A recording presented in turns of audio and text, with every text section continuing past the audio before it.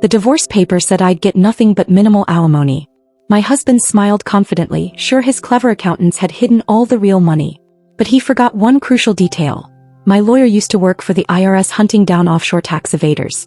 When she presented the evidence of his hidden $12 million to the judge, his face went white as paper. My name is Catherine, and for 15 years I thought I had the perfect marriage. My husband Richard was a successful investment banker who'd built what appeared to be a modest but comfortable life for us in Connecticut. We had a nice house, took yearly vacations, and never seemed to worry about money. Richard handled all our finances. You focus on your interior design business, he'd say. I'll take care of the boring money stuff. I was happy with that arrangement. Richard was brilliant with numbers and I trusted him completely. What I didn't realize was that Richard wasn't just good with numbers, he was exceptional at hiding them. The first sign something was wrong came on a Tuesday morning when I found Richard packing a suitcase. Where are you going? I asked, thinking it was another business trip. Catherine, we need to talk. His voice was different, cold, detached. I'm not happy anymore. I haven't been for a long time. 20 minutes later, my 15-year marriage was over.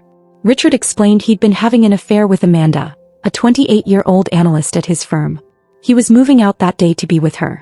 I'll make sure you're taken care of financially, he said, as if that would soften the devastating blow. You'll get alimony, of course. Maybe we can work out something with the house. I was too shocked to argue. I just sat there as my husband packed his belongings and walked out of our life together. The next few days were a blur of tears, phone calls to friends, and trying to process how my world had collapsed so suddenly. But the real shock came when Richard's lawyer contacted me with the divorce settlement proposal. According to their financial disclosure, our total marital assets were worth $400,000. The house had a mortgage that left us with maybe $150,000 in equity. Richard's 401k had another $180,000. His checking and savings accounts held $70,000. After legal fees and dividing everything equally, I'd walk away with about $125,000 plus $2,000 monthly alimony for 5 years. That seems low, I told Richard during one of our few conversations. I thought we had more saved up. Richard's explanation was smooth and practiced. The market has been tough, Catherine. My investment portfolio took some hits. Plus, we've been spending more than we realized over the years. But something felt wrong. Richard drove a new BMW, wore expensive suits, and had always talked about our comfortable financial position. How could 15 years of marriage to a successful investment banker result in so little? That's when I decided to hire my own lawyer. I didn't want just any divorce attorney. I wanted someone who specialized in complex financial cases, someone who could dig deep if necessary. My friend Jessica, who'd been through a difficult divorce herself, recommended Margaret Hayes.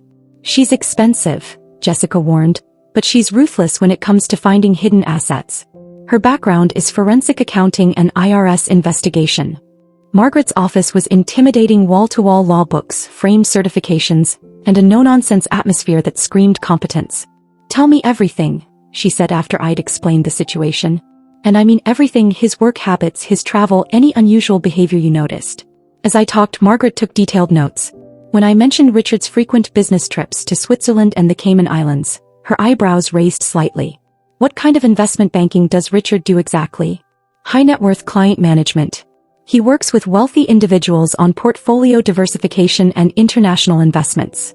Margaret leaned back in her chair.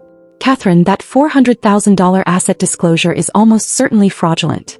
Someone in Richard's position, with his client base and international travel patterns, doesn't accumulate so little wealth unless they're actively hiding it. She explained how wealthy individuals often use offshore accounts and shell companies to hide assets during divorce proceedings. It's illegal but common. The penalties are severe if we can prove it. Margaret's fee structure was aggressive, $750 per hour plus costs for forensic investigation. But she offered a contingency option. If she found hidden assets exceeding $1 million, her fee would be 30% of the recovered amount above that threshold. I only offer that deal when I'm confident there's money to find, she said. Your husband's profile fits every pattern I've seen in offshore hiding cases. I signed the contingency agreement that day. Margaret's investigation was methodical and thorough. She started with Richard's financial disclosures, looking for inconsistencies and red flags. Your husband's tax returns show income of $400,000 annually for the past 5 years, she told me during our first strategy meeting. But his claimed assets suggest he's been spending more than he earns, or he's hiding the excess somewhere. She hired a forensic accountant named David Chin, who specialized in tracing international money movements. David's background included work with the Treasury Department tracking money laundering operations. We're going to request complete banking records, tax returns going back 10 years, and documentation for every investment account Richard has ever mentioned, Margaret explained. We'll also subpoena his employer for records of any bonuses, commissions, or international transaction fees. The first breakthrough came when David analyzed Richard's credit card statements. There were charges at high-end banks in Switzerland and the Cayman Islands, not tourist attractions, but private banking institutions known for discretionary wealth management. These aren't casual vacation expenses, David explained. These are charges at institutions that specialize in offshore account management for high-net-worth individuals. Even more telling were the travel patterns. Richard had been making quarterly trips to these financial havens for the past 8 years. Always alone, always for client meetings that generated no visible income or business documentation. Margaret's next move was to subpoena Richard's email and phone records. His lawyer objected aggressively, claiming attorney-client privilege and privacy rights. That level of resistance usually means we're onto something, Margaret told me. Innocent spouses don't fight discovery this hard. The email records when we finally got them were a goldmine. Richard had been corresponding with wealth management firms in 3 different countries, discussing asset protection strategies and divorce planning, dating back 2 years before he'd even told me he was unhappy. But the smoking gun came in an email to his financial advisor. Need to accelerate the Switzerland transfers before Catherine gets suspicious.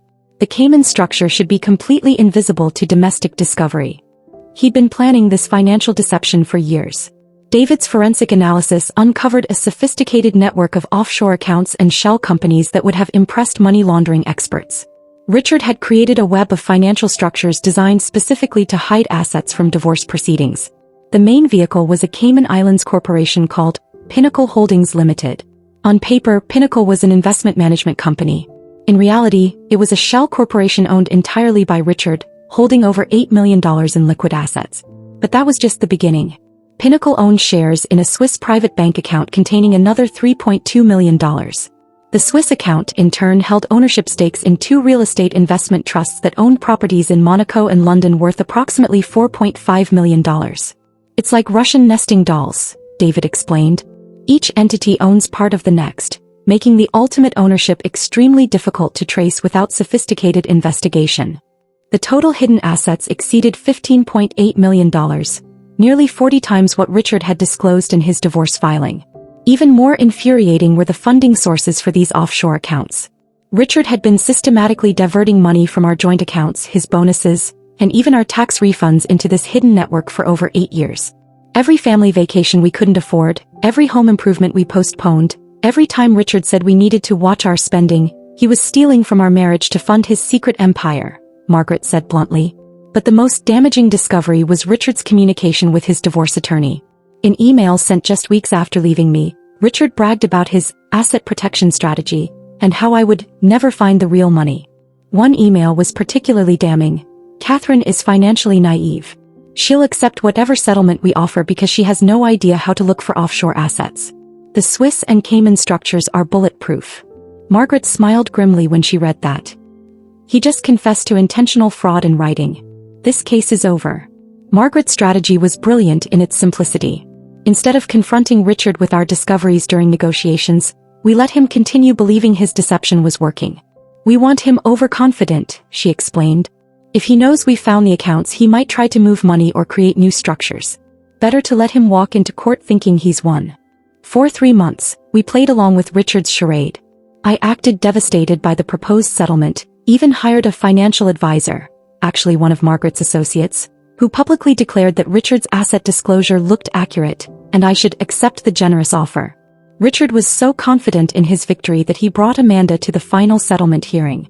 They sat together in the courthouse, whispering and smiling, clearly celebrating what they thought was their successful deception. The judge, Honorable Patricia Morrison, had a reputation for being tough on financial fraud in divorce cases. She'd seen similar schemes before and had no patience for spouses who hid assets. Richard's lawyer presented their final settlement offer. $150,000 for me plus 5 years of alimony. Your Honor, my client has been extremely generous given the limited marital assets available for division. Judge Morrison reviewed the financial disclosures, then looked at Margaret. Does your client accept this settlement? Margaret stood up slowly. Your Honor, My client rejects this settlement because it's based on fraudulent financial disclosure. Richard's confident expression faltered. His lawyer looked confused. Your Honor, Margaret continued, we have evidence that the respondent has hidden approximately $15.8 million in offshore accounts and shell companies, in direct violation of his disclosure obligations. The courtroom went dead silent. Richard's face went white. Amanda looked like she was about to be sick. Margaret spent the next 30 minutes methodically presenting our evidence. Bank records, email communications, forensic accounting analysis, and Richard's own written confessions of fraud. Judge Morrison's expression grew darker with each revelation. Judge Morrison's ruling was swift and devastating for Richard. She found him in contempt of court for fraudulent disclosure and ordered immediate asset recovery. Mr. Richardson, your conduct represents one of the most egregious examples of marital asset concealment I've encountered, she said. You systematically defrauded both your wife and this court through sophisticated deception designed specifically to avoid your legal obligations. The penalties were severe. First, all hidden assets would be awarded to me as compensation for Richard's fraud. Instead of splitting $15.8 million equally, I would receive the entire amount.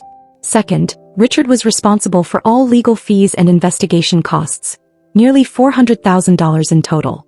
Third, he was held in contempt of court and faced potential criminal charges for perjury and tax evasion.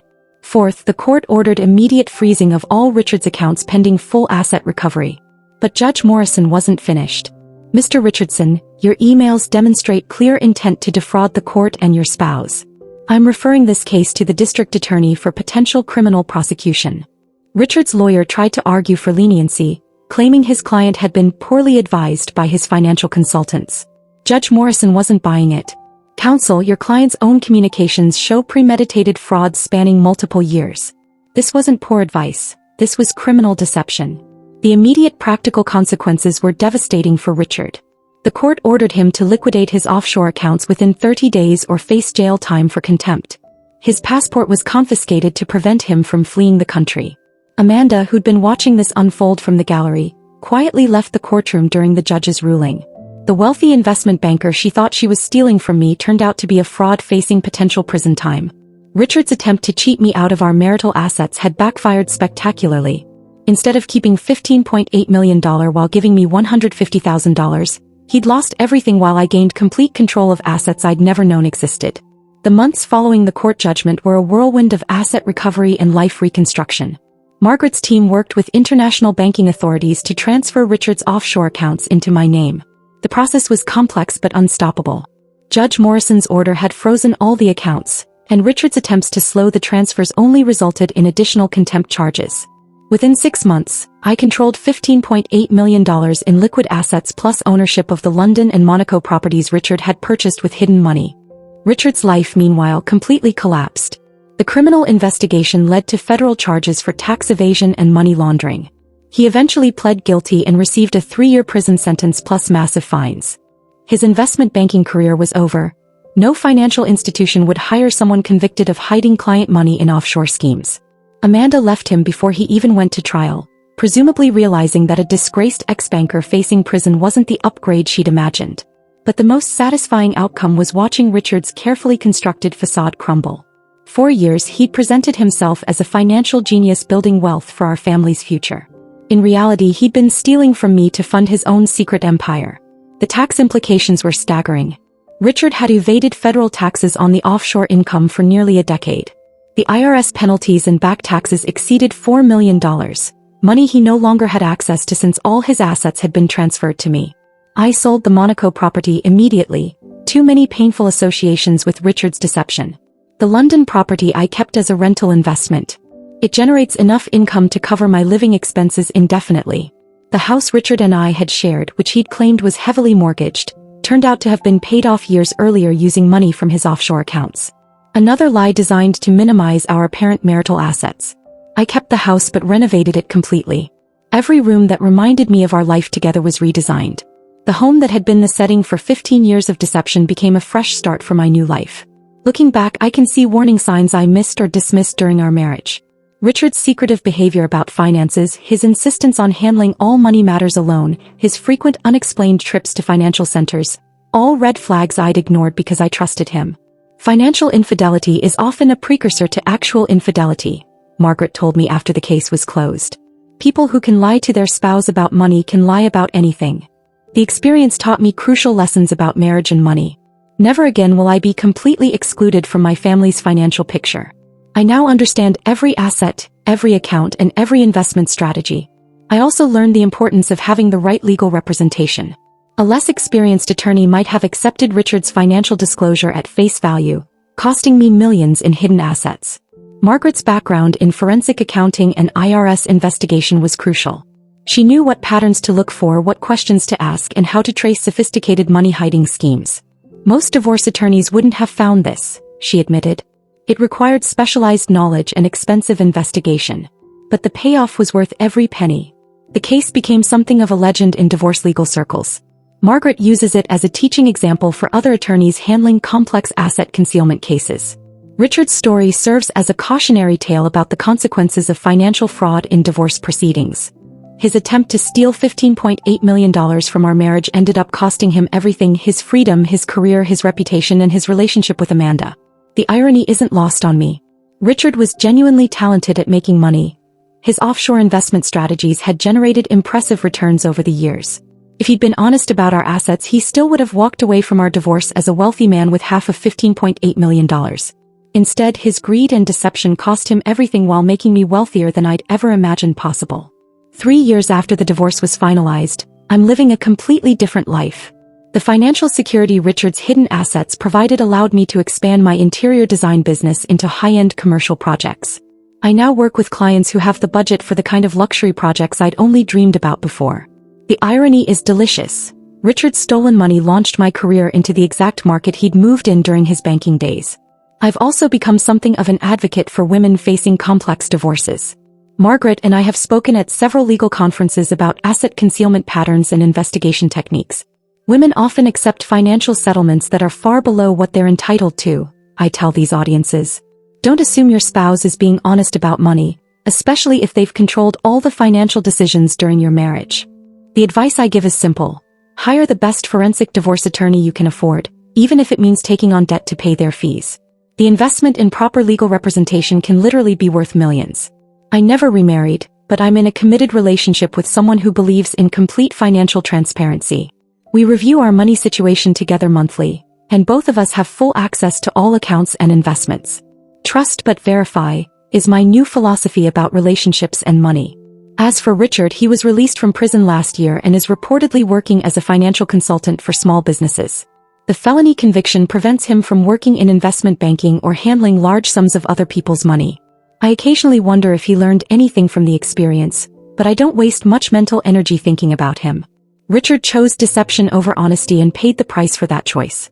The $15.8 million he thought he'd stolen from me has grown to over $20 million through careful investment. The life he tried to deny me is now better than anything we shared together. My husband left me for a younger woman, convinced I'd get nothing in the divorce. He forgot that his financially naive wife was smart enough to hire a lawyer who could trace every penny he tried to hide. Never underestimate a woman with a good forensic accountant and a federal judge who hates financial fraud. Sometimes the best revenge is simply letting someone's greed destroy their own life while you build something better with what they tried to steal.